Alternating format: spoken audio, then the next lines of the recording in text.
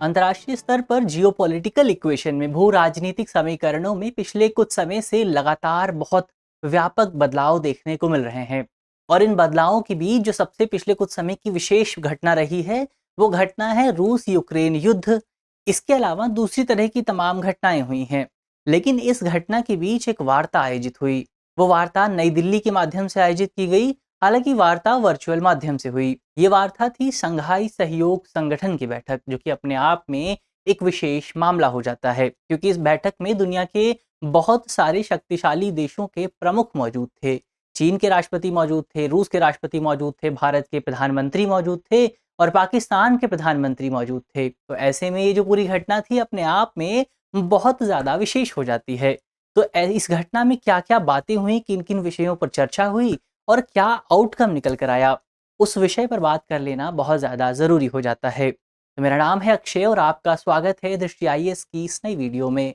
चलिए वीडियो की शुरुआत करते हैं और सबसे पहले इस वीडियो की रूपरेखा को समझ लेते हैं, यानी कि उन बिंदुओं की बात कर लेते हैं जिनके माध्यम से हम अपनी वीडियो को आगे बढ़ाने वाले हैं।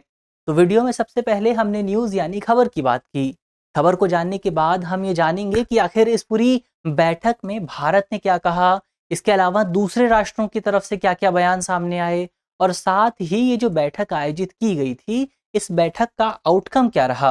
किस तरह के स्टेटमेंट्स, किस तरह का वक्तव्य यहाँ से निकल कर आया, कौन-सा डिक्लेरेशन निकल कर आया, उस पर भी बात करेंगे और ये भी जानेंगे कि ये जो बैठक रही, ये भारत के लिहाज से किस दृष्टिकोण से देखी जा सकती है। इसके अलावा अंत में एक सवाल पर भी बात करेंगे और ये जो पूरा विषय है मुख्य तौर पर सामान्य अध्ययन प्रश्न पत्र 2 से जुड़ा हुआ है और आप इसे अंतर्राष्ट्रीय संबंध, इसके अलावा संधि एवं समझौते जैसे खंडों से जोड़कर देख सकते हैं। तो चलिए वीडियो की शुरुआत करते हैं और सबसे पहले इस पूरी बैठक में भारत ने क्या कहा, भारत का क्या पक्ष रहा, उस पक्ष को जानने की कोशिश करते हैं। तो हम सभी जानते हैं कि एससीओ के साथ, संघाई सहयोग संगठन के साथ भारत की जो औपचारिक यात्रा है, वो औपचारिक यात्रा साल 2017 में शुरू हुई थी। साल 2017 में 2 देश, भारत और पाकिस्तान, इस संगठन का औपचारिक हिस्सा बने थे। इस मुख्य तौर पर सदस्य बने थे और भारत को मुख्य तौर पर रूस का समर्थन प्राप्त था, जबकि पाकिस्तान को चीन का समर्थन प्राप्त था।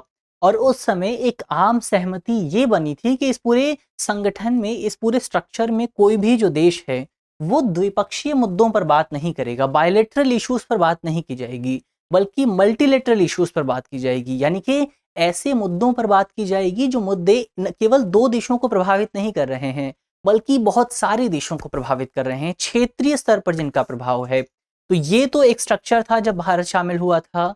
अब हालिया बैठक की बात करें तो पिछले साल जब समरकंद में बैठक आयोजित की गई थी संघाई सहयोग संगठन की, तो उस समय भारत को पहली बार इस संगठन की अध्यक्षता प्राप्त हुई थी। और ये क्योंकि भारत इस संगठन का अध्यक्ष था, तो अध्यक्ष होने के नाते इस पूरे संगठन की बैठक का आयोजन करने की जो जिम्मेदारी थी, वो जिम्मेदारी भारत के कंधों पर थी और भारत इस जिम्मेदारी के लिए तैयार भी था। लेकिन ये जो बैठक थी नई दिल्ली में आयोजित होने वाली थी, फिजिकल तौर पर आयोजित होने वाली थी। इसका मतलब ये है कि दुनिया के जो तमाम बड़े नेता हैं वो भारत में आने वाले थे, तो एक बड़ा कार्यक्रम होने वाला था।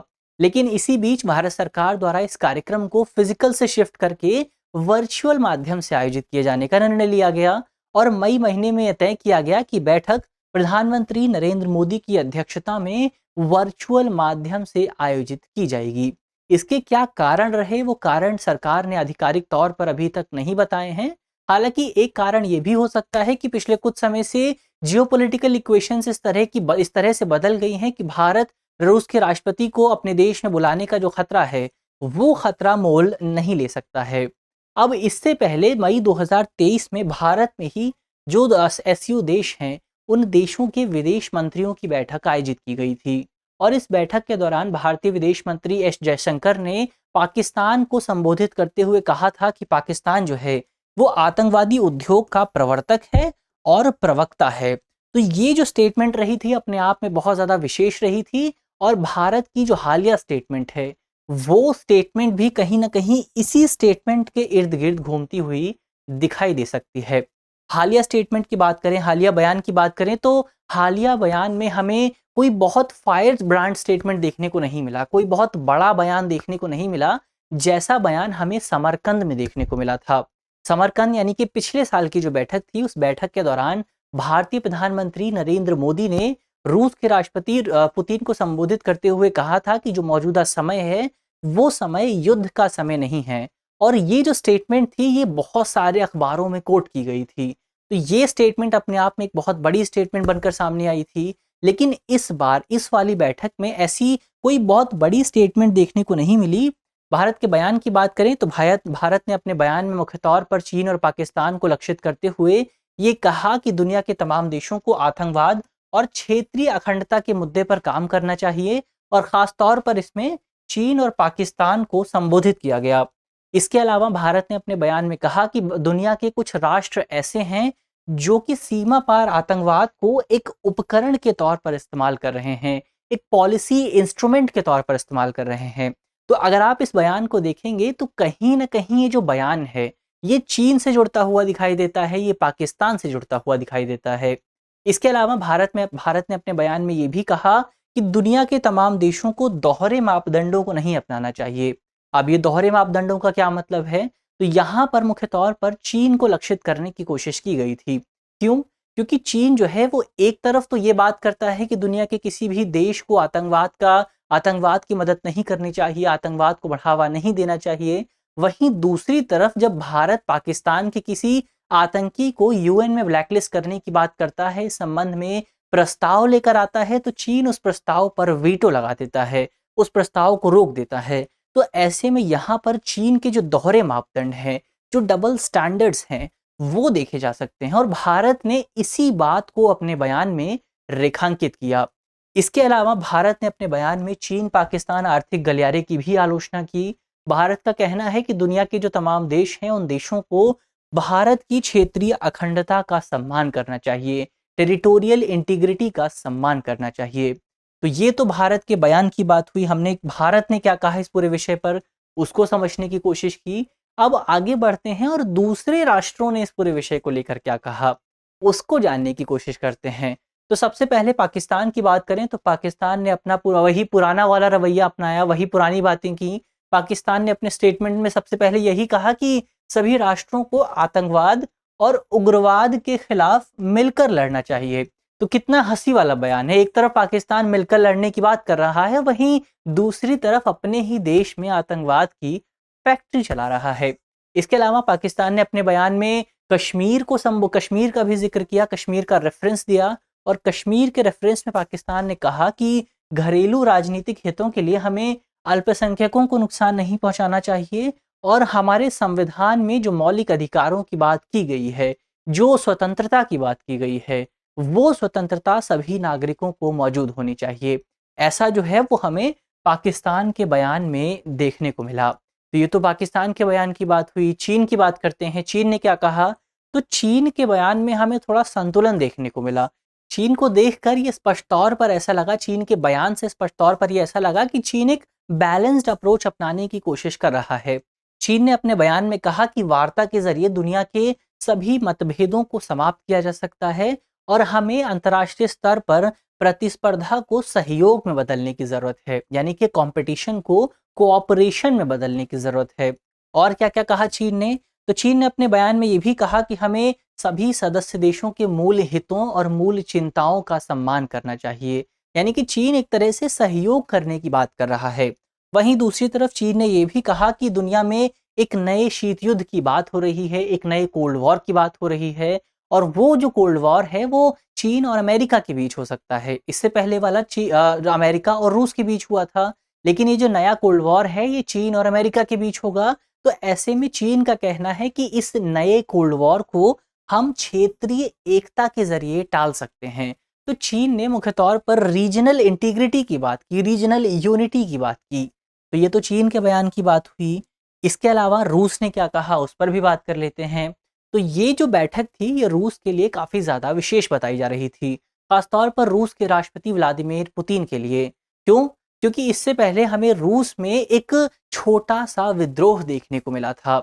ये विद्रोह वैगनर समूह ने किया था। तो ऐसे में ये जो बैठक थी ये रूस के राष्ट्रपति के लिए एक नया अवसर थी, एक अपॉर्चुनिटी थी कि वो दर्शा पाते कि अभी भी जो रूस की सत्ता है, जो रूस की राजनीति है, उस पर उन्हीं का कब्जा है, उस पर उन्हीं की सत्ता मौजूद है। तो ये अवसर उन्होंने काफ़ी बेहतर ढंग से इस्तेमाल किया और सबसे पहले तो उन्होंने अपने बयान में जो शंघाई सहयोग संगठन के सदस्य राष्ट्र हैं, उन राष्ट्रों का धन्यवाद दिया, क्योंकि उन तमाम राष्ट्रों में उन्होंने अपने बयान में कहा कि इन राष्ट्रों ने आत्मरक्षा के लिए रूस के प्रयासों का समर्थन किया है। तो ये तो उनके बयान की बात हुई। इसके अलावा कहा यह भी जा रहा है कि इस पूरे युद्ध की शुरुआत के समय एक इस तरह के दावे किए जा रहे हैं रूस की मीडिया की तरफ से कि युद्ध की शुरुआत के समय भारतीय प्रधानमंत्री और रूस के राष्ट्रपति के बीच फ़ोन पर बातचीत की गई थी और भारतीय प्रधानमंत्री ने रूस के समर्थन की बात की थी। हालाँकि भारत की ओर से जो बयान जारी किया गया था, उस बयान में ऐसा कोई भी ज़िक्र देखने को नहीं मिला था। इसके अलावा रूस ने अपने बयान में तमाम बाहरी शक्तियों का भी ज़िक्र किया। बाहरी शक्तियों पर आरोप लगाया, वेस्टर्न कंट्रीज़ पर आरोप लगाया कि बाहरी शक्तियाँ जो रूस का आंतरिक मामला है, उस मामले में हस्तक्षेप करने की कोशिश कर रही हैं। तो ये तो रूस के बयान की बात हुई। अब आगे बढ़ते हैं और ये जानने की कोशिश करते हैं कि ये जो पूरी बैठक आयोजित हुई थी, इस बैठक का रिज़ल्ट क्या आया?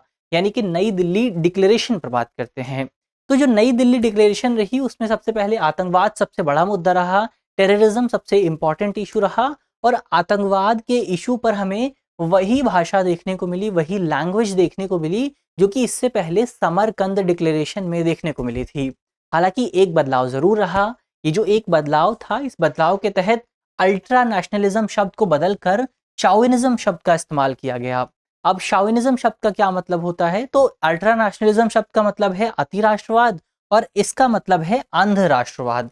तो अति राष्ट्रवाद को अंध राष्ट्रवाद से बदल दिया गया। अब क्या बयान दिया गया, क्या डिक्लेरेशन आई? तो डिक्लेरेशन ये कहती है कि दुनिया के जो तमाम आतंकी समूह हैं, उन सभी आतंकी समूहों के खिलाफ अंतर्राष्ट्रीय समुदाय को एकजुटता से काम करना चाहिए और इस एकजुटता में खास तौर पर हमें धार्मिक असहिष्णुता, अंध राष्ट्रवाद, जातीय और नस्ली भेदभाव और फांसीवाद के खिलाफ सबसे ज़्यादा जोर दिए जाने की ज़रूरत है। ऐसा जिक्र जो है, ऐसी बात जो है, वो नई दिल्ली डिक्लेरेशन में देखने को मिली। इसके अलावा नई दिल्ली डिक्लेरेशन में रूस और यूक्रेन के बीच जो युद्ध चल रहा है, उस युद्ध का कोई भी जिक्र देखने को नहीं मिला है। हालाँकि एक छोटा-सा ज़िक्र ये ज़रूर आया है कि हमें शांति स्थापित करने के लिए जो देश प्रतिबद्ध हैं, उन देशों को अपने अपने क्षेत्राधिकार में काम करने की ज़रूरत है। तो ये बयान हमें इस पूरी स्टेटमेंट में देखने को मिला है। इसके अलावा इसी डिक्लेरेशन में डिजिटल परिवर्तन को लेकर, डिजिटल रिवॉल्यूशन को लेकर भी बात की गई है। उस पर भी एक डॉक्यूमेंट पर साइन किया गया है और इस डॉक्यूमेंट में ख़ास तौर पर स्टार्टअप, इनोवेशन और समावेशन की बात की गई है। इसके अलावा आईपीआर की बात की गई है, इंटेलेक्चुअल प्रॉपर्टी राइट की बात की गई है। तो ये उस डिक्लेरेशन की बात हुई जो डिक्लेरेशन नई दिल्ली में इस बैठक के बाद सामने आया। अब अंत में ये जानने की कोशिश करते हैं कि ये जो पूरी बैठक रही, जो पूरा समिट रहा, ये भारत के लिहाज से कैसा रहा? तो इस समिट को हम भारत के लिहाज से एक सफल आयोजन के तौर पर देख सकते हैं। क्यों देख सकते हैं? तो ये पूरा समिट भारत के लिए एक सफल आयोजन रहा, क्योंकि एक तरफ तो भारतीय प्रधानमंत्री अमेरिका की यात्रा करते हैं या फिर अमेरिका की सफल यात्रा करते हैं। उस पूरी यात्रा को भारत और अमेरिका के संबंधों के लिए अब तक की सबसे इम्पोर्टेंट यात्रा के तौर पर देखा जा रहा है। वहीं दूसरी तरफ भारतीय प्रधानमंत्री रूस और चीन के साथ वार्ता भी करते हैं। तो ऐसे में हम यहाँ पर देख सकते हैं कि भारत द्वारा अपनी विदेश नीति के माध्यम से एक संतुलित मार्ग अपनाने की कोशिश की जा रही है, एक बैलेंस्ड अप्रोच अपनाने की कोशिश की जा रही है। और यही इसी बैलेंस्ड अप्रोच का परिणाम है कि हम कह सकते हैं कि भारत की जो विदेश नीति है, वो एक रणनीतिक स्वतंत्रता की तरफ जा रही है, स्ट्रैटेजिक ऑटोनॉमी की तरफ जा रही है। भारत ने ये स्पष्ट कर दिया है, भारत ने अपनी नीति के माध्यम से स्पष्ट कर दिया है कि भारत अपने निर्णय लेने में स्वतंत्र है और भारत किसी देश के दबाव में आकर कोई निर्णय नहीं लेगा। यानी कि भारत अमेरिका के दबाव में आकर रूस या चीन से बात करना बंद नहीं करेगा और ना ही भारत रूस या चीन के दबाव में आकर अमेरिका से बात करना बंद करेगा। भारत वही करेगा, भारत वही निर्णय लेगा जो कि भारत के हित में होंगे, जो कि भारतीय नागरिकों के हित में होंगे और ये हमें हमारी नीति से स्पष्ट हो जाता है।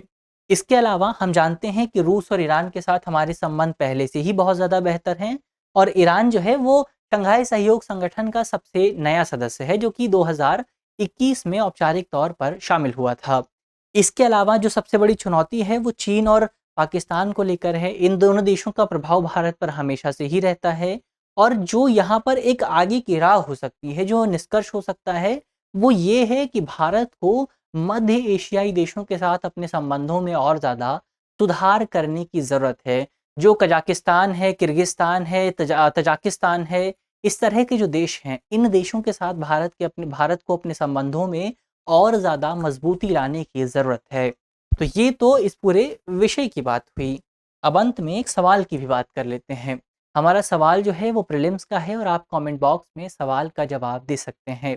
हमारा सवाल है कि शंघाई सहयोग संगठन में शामिल होने वाला सबसे नवीनतम सदस्य, सबसे नया मेंबर कौन-सा है? हमारे ऑप्शन है, option A Bharat, option B चीन, ऑप्शन सी पाकिस्तान या फिर ऑप्शन डी ईरान। तो आप कमेंट बॉक्स में सवाल का जवाब दे सकते हैं। मुझे उम्मीद है कि इस वीडियो में जिन बिंदुओं की बात की गई है वो आपको समझ में आएँगे, और यदि आपके प्रश्न पत्र में इससे जुड़ा कोई भी सवाल आता है तो आप उसे आसानी से हल कर सकेंगे। यदि आप इस वीडियो की पीडीएफ चाहते हैं तो इसकी पीडीएफ आपको हमारे टेलीग्राम ग्रुप पर मिल जाएगी, और टेलीग्राम ग्रुप का जो लिंक है वो आप जानते हैं वीडियो के डिस्क्रिप्शन में होगा। तो ग्रुप से जुड़ना बिल्कुल भी ना भूलें। मिलते हैं आपसे अगली वीडियो में, तब तक के लिए धन्यवाद।